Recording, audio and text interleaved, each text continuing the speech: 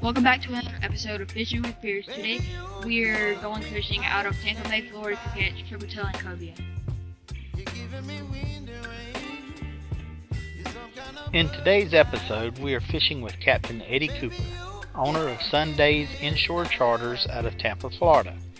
The weather is projected to be in the mid-80s today and should make for a great day out on the water. We met Captain Eddie around 8:30 a.m. at the Davis Islands boat ramp in Tampa and took a short ride to our first fishing hole, which happened to be a marker buoy.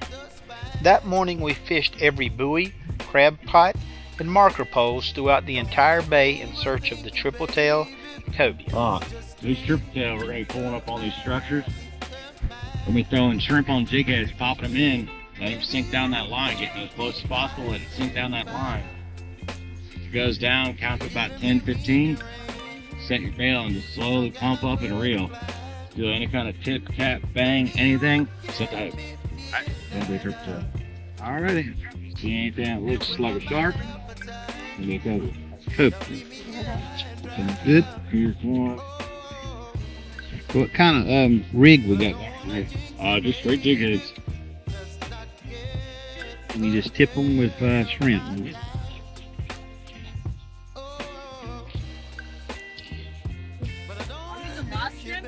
Yep, that's front live well. There's 2 or 3 big white baits in there too.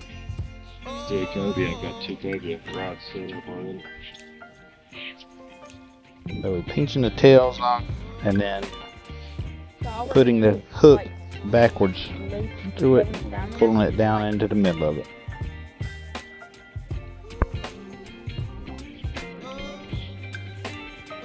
Just let it salt.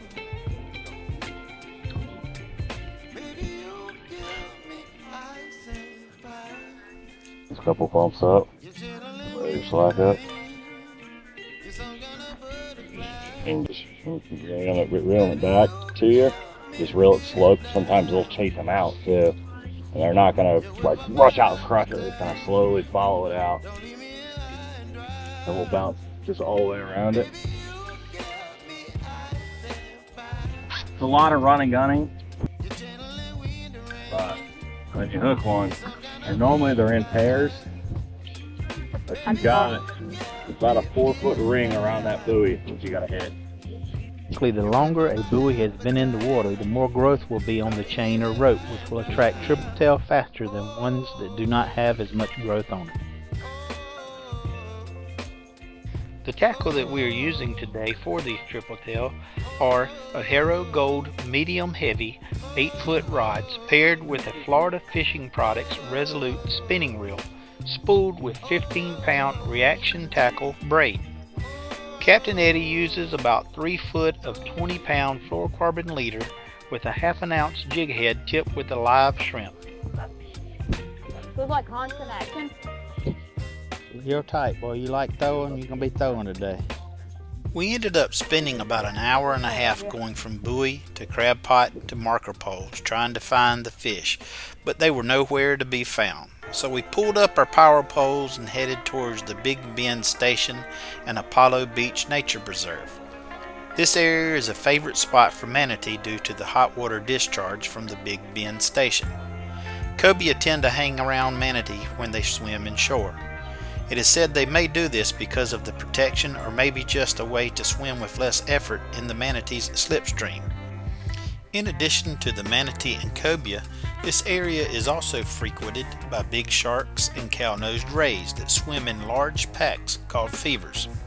In this part of the video we have come across a large group of rays and used the same bait and rigs as we did fishing for the Tripletail to put a few in the boat.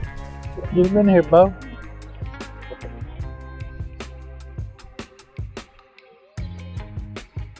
It looked to me like he's fooling you, son. Oh yeah.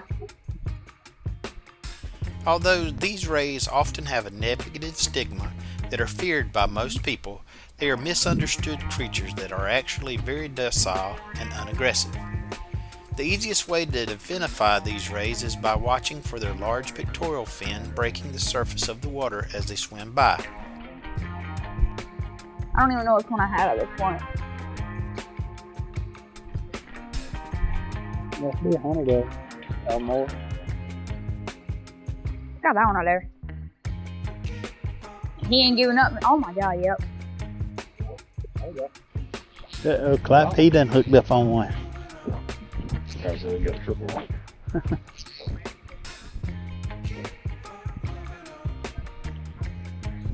Can you eat these things? Nope.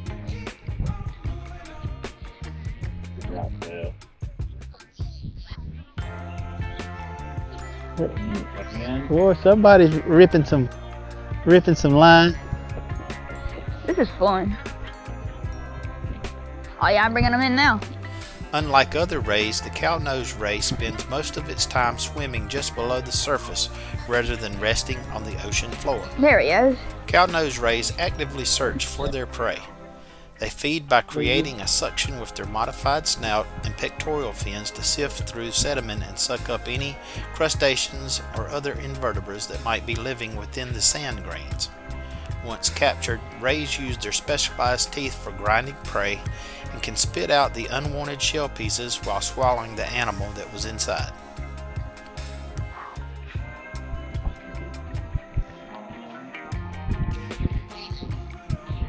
I have to reposition this thing.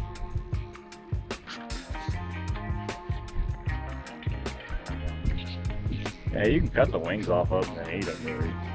Yeah. It's got a lot of fibers in it. You about to get him in the boat there, Bo?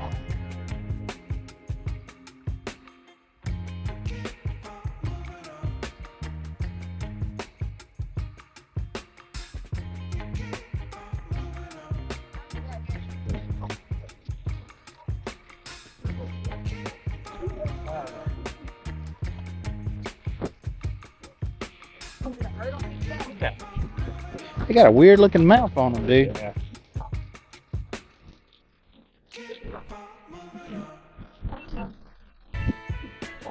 I want to go catch up to that. You got one again?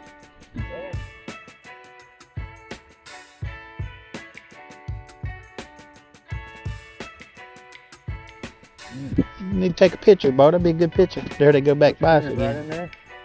Now hold them straight up. Right there. Put them on top back. Yep, right in there. Come on. He gonna bite you, dude. Turn around. There you go. Should I throw him back in the water? Right off. Right. Let's go catch up to that school. Swam right on off. Get out of here. Although there were manatees, rays, and sharks hanging around the warm waters of Big Bend power plant, unfortunately there was no cobia to be found. So we picked up our power poles and headed toward Cockroach Bay to see if we could catch some flounder and snook. Captain Eddie chummed the water with live whitebait in an attempt to get the fish in a feeding frenzy. We call these whitebait. Like kind of like a shad, almost. And they got the thread fin there. Pretty much the same bait, a little bit more oily, a little bit more soft. These are a little bit more durable baits. The scales stay on them. Thread fin, a little bit softer bait, real oily. They lose all of their skin, their scales. They got a little thread that comes off their back fin. Taking these whitebaits and going right behind all the vitals, right in the bottom of the belly. Tossing that out. That's in there. After a few casts, I ended up being the first to get hooked up on a flounder. One of my favorite fish to catch and eat. That's a flounder. Hold it. Flounder are born with one eye on each side of their head, but as they grow, one eye migrates to the other side of the body. As a result, both eyes are then on the side which faces up. A flounder can camouflage their body as protection against predators. They are typically found around muddy bottoms. Go, bro!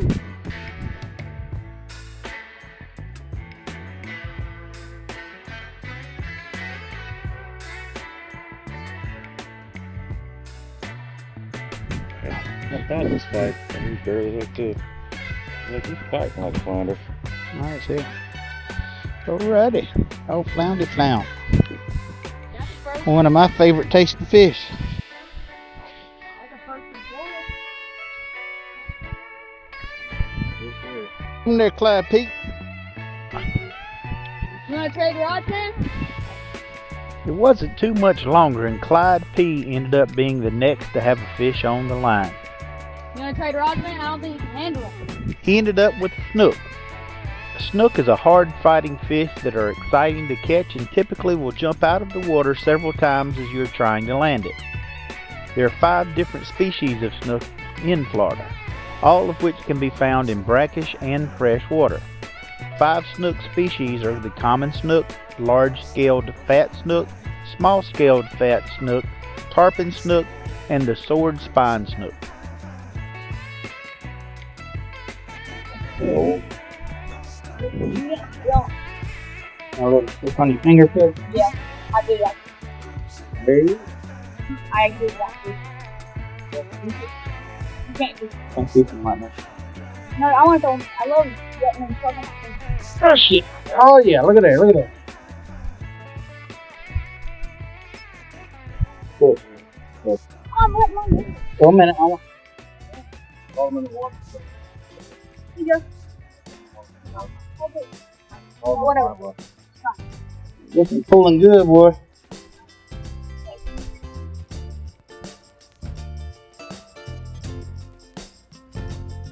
Another snook.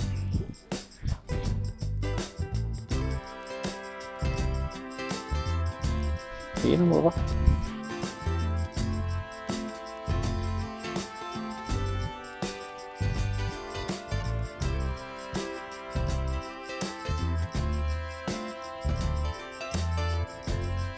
Oh, good, Doc.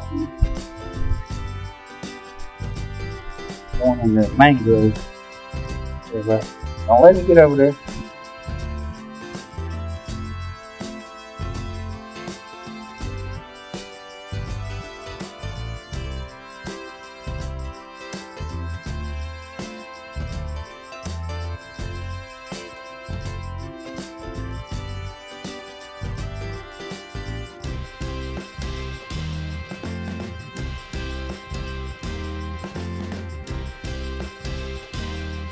Alright. 2 nice ones, ain't you?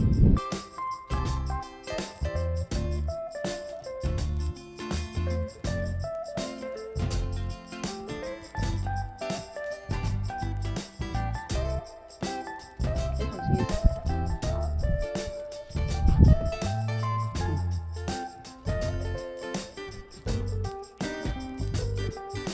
Alright. Good? Yeah, we good, bro. Come back.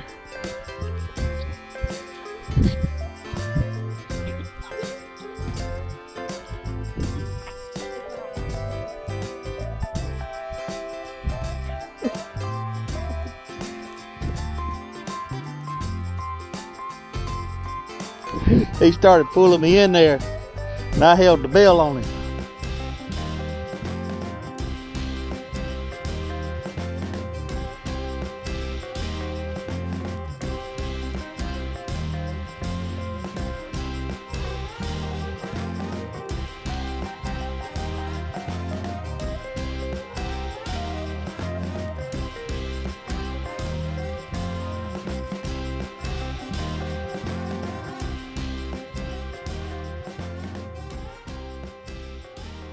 Oh, there's a dolphin one over there.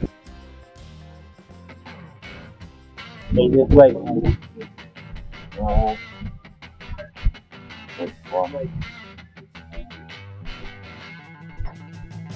gonna put them in the live well? Yeah, he's just waiting on good. Yeah. Dolphins are smart mammals.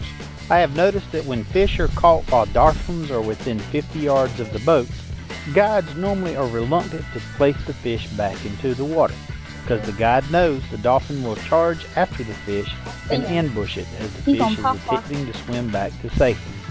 In the following video, this shows a clear example of a dolphin hanging around for a free meal as soon as the fish is released back into the water. So he's going to bite it. Oh my god, he's quick. Here we go.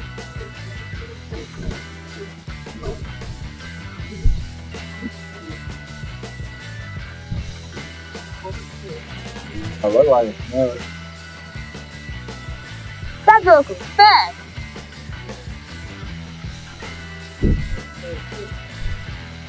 We had another awesome day fishing with Captain Eddie. With the air temperature in the mid-80s, you couldn't have asked for a better February day.